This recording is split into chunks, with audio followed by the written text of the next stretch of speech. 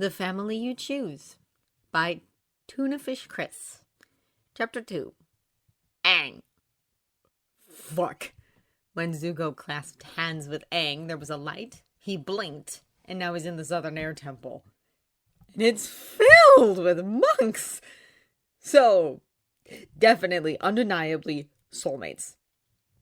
Great. That's just really great. He is now one of the worst people on the planet. Wallow in guilt later, dum-dum. You have a job to do. Zuko takes a moment to look around. When he'd come to this temple in the early days of his hunt, it had been well and truly dead. A ghost town. But now, 100 years prior, it's teeming with life. Old people meditate under trees. People feed bison and lemurs. Airbending kids play in the skies. Nobody sees Zuko. He's effectively invisible. He immediately finds Aang, which is weird because the kid is a bit younger, maybe 9 or 10, and has no tattoos. He blends in perfectly with all the other kids. By rights, Zuko should not have been able to recognize him, yet Zuko knows him on sight. He's sitting behind the reins of a younger but still formidable Appa. An older monk is looking up at him. Now remember, Aang, go to the Eastern Temple first. Then the north. I will be waiting for you in the west, and when you get there, you will receive your tattoos. Aang bobs his head, bubbling with excitement.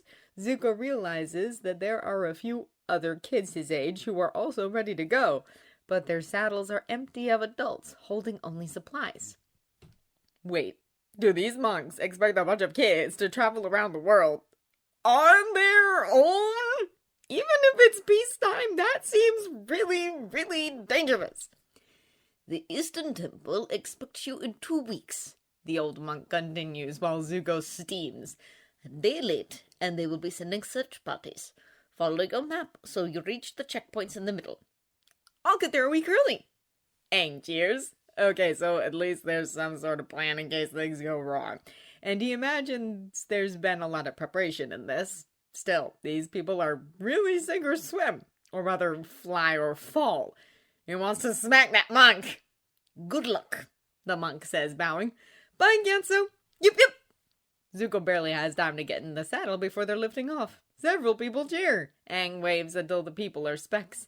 He pats Appa's head. Well, buddy, just you and me. Our first journey together. Ready to make some new friends? Appa groans. Aang giggles. I know, right? Hey, you think we'll have time to ride the hopping llamas? Zuko rolls his eyes. Then he wonders why he's here.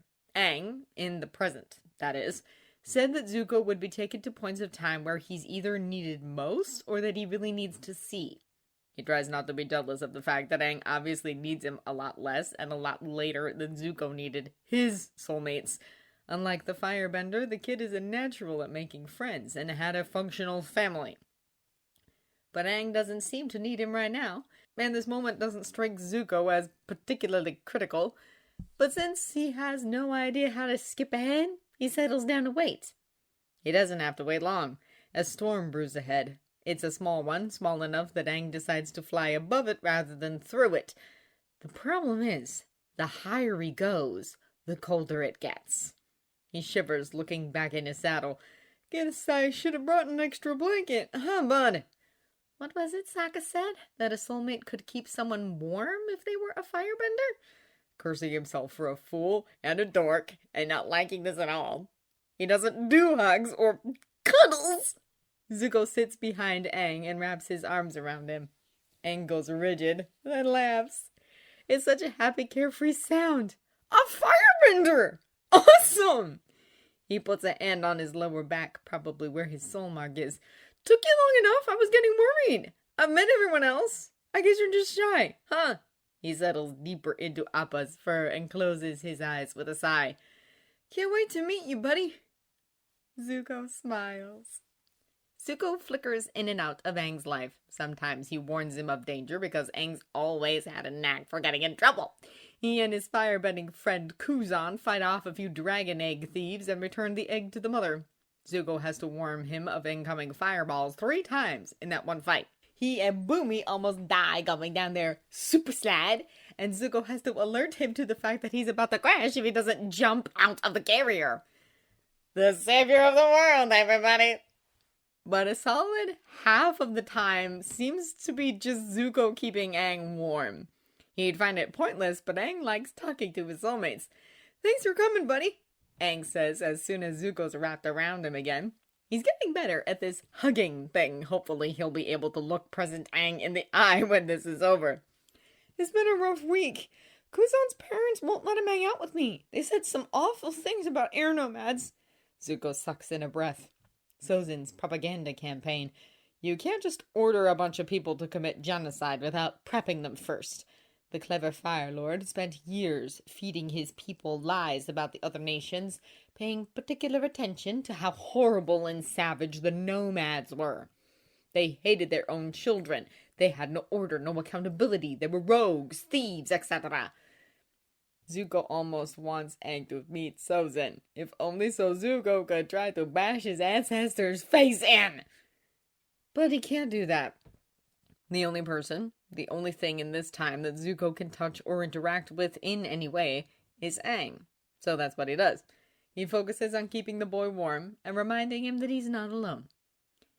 They tell Aang he's the Avatar way too soon. Every other Avatar before him got to wait until they were 16. But the Air Nomad elders are right. War is coming. They need Aang to start preparing now. Of course, this alienates him from everyone else. Zuko watches with a pang in his chest as Aang is rejected by the very friends he taught the air scooter maneuver to, and he sees a little too much of himself in the crabby elder who only wants to make Aang work and study all the time. At least there's Gyatso. Zuko has grown to really like that man. He reminds him of Iroh. Gyatso is called in for a meeting with the other elders. Aang eavesdrops and Zuko eavesdrops with him. Their blood goes cold when they hear the order, "You and Aang must be separated." Aang flies back to his room. Zuko spits curses no one can hear. The kid has literally no one else. Give him a strict training schedule. Maybe get him started on basic waterbending so it clicks when he really is the Avatar. But you don't just tear him away from his guardian. Aang cries as soon as the door is closed. Zuko sits next to him and leans into him. Someone else is there. Their hand brushes against Zuko's shoulder and it shocks him enough that he jerks back a little. The other hand doesn't move from where it's holding Aang. Zuko cautiously returns to his position and finds that he immediately recognizes who it is. Snowflake. She pats Zuko's shoulder in greeting before shifting back to Aang. So, spirit soulmates can interact a little bit with each other, even if they're focused on someone else's life. Interesting. When Aang's finished crying, he paces for a little bit, barely touches his dinner, goes to bed early. Or rather, pretends to go to bed early. He writes a note and leaves it on his pillow, but then he hesitates. Zuko might not have heard the full story, but he knows. He knows exactly what's going to happen. Aang runs away, he gets frozen, the comet comes, and his people die. If he doesn't leave now, he'll be dead too. And Zuko will be damned before he lets that happen. He puts a hand on Aang's back and pushes him to the window. Aang runs away. Zuko blinks, and the next time he sees Aang, he's in the South Pole. With Katara and Sokka. He'd find Sokka's suspicion hilarious if he wasn't dreading what was coming. Maybe he could smack past him a few times, get him to see sense? No such luck. When Aang fights past Zuko and Spirit Zuko tries to yank on the ponytail, his hand just passes right through. So all they can do is watch the fight, capture, and escape in boiling silence. Past him was a total dick! The three of them are on Appa, heading for the Southern Air Temple, when Aang gets his first good look at Katara's necklace. His whole face lights up. Hey! I have a mark just like that! Huh? Katara puts a hand to her throat. Aang wiggles out of his shirt despite vehement protests from the siblings because it's extremely cold out. But Zuko's keeping him warm, so it's fine. Aang shows them his marks. See? And Sokka, don't you have a boomerang? Sokka cheers. Those are our marks. We got the fan, the eye, and the fire too. You must be the arrow, Katara says, and they're all grinning. Aang pulls both of them into a big hug. And Zuko relaxes. Aang might be new to this century, and he might be the last airbender, but he's not alone. Aang finds Gyatso's skeleton. It's not pretty. It takes Zuko a moment to remember Kyoshi Island, and when he does, he wants to hit himself. Repeatedly. Suki, his last soulmate, is the leader of the Kyoshi warriors.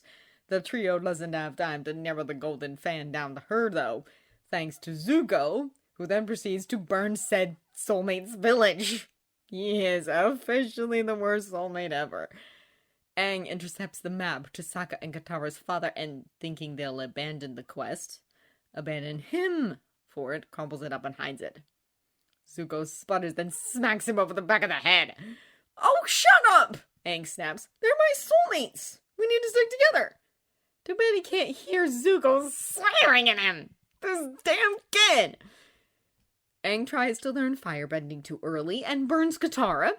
Zuko knew it would happen. After all, Aang did tell him about it when they accepted him into the group. But still. The sound of Katara's scream is going to haunt him for a long time. At the North Pole, Zuko wishes he could follow Aang into the spirit world, because this quest to find Tui and La sounds dangerous, but he can't. So instead, when Paz Zuko shows up and carries Aang into a blizzard, he just does his best to keep the kid's body warm. Why aren't you dating? Zuko wails, watching Aang and Katara almost kiss in a cave.